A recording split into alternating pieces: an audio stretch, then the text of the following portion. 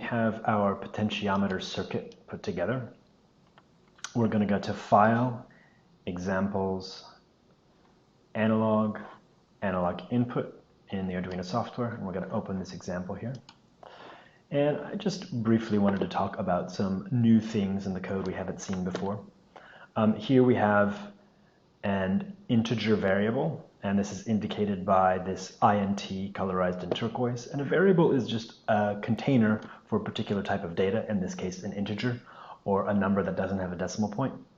And so it has a data type, it has a name, and here we've assigned it to have some kind of initial value, in this case a 0.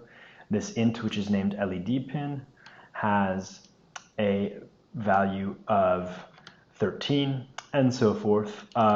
It's worth mentioning that we can name this anything we want, as long as I were to use that in the main code here.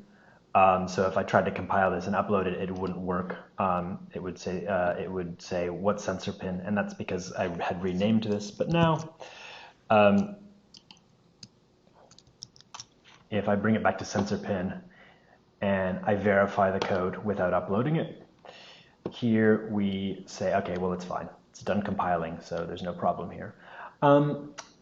So as you can see, we're actually using this LED pin throughout here. So instead of LED pin, we have this pin 13. If we wanted to change our LED to be on pin 12, we could do something like that and actually change the value.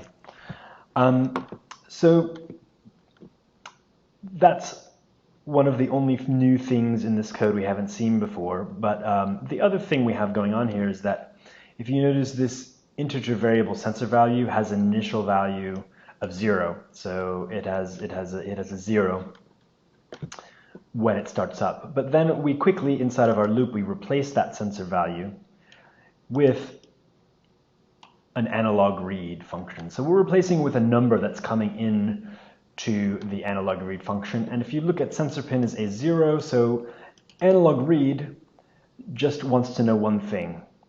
It wants to know what pin of the Arduino are we reading from. So here we have this sensor pin, which is A0. So analog read is just reading from pin A0, which we should have our potentiometer connected to.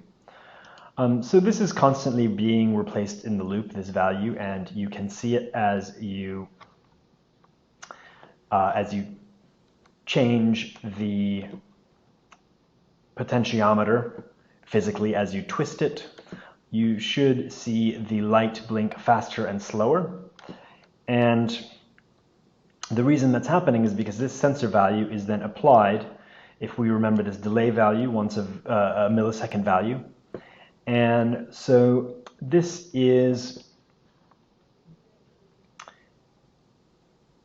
replacing the value with a constantly updated number from this analog read function that is being placed in this sensor value variable. So more or less the same as our blink code, but now we actually have a variable going on. And in the next video, I'm going to show you what this number actually means, because if you remember, this delay wants an actual integer value, which is a number in milliseconds. So what exactly is this analog read? Well, we're gonna look at that. But before we do, we are going to upload our code to the Arduino board. And just to remind you, we want to check the tools menu, make sure that our Arduino Uno is selected, and then also make sure we have the correct port selected here. And then we click the upload button, which, by the way, can be accessed with Command U. And now we have uploaded the code to the Arduino board, and it has replaced the previous code which was on that board, the blink code, with this new analog input code.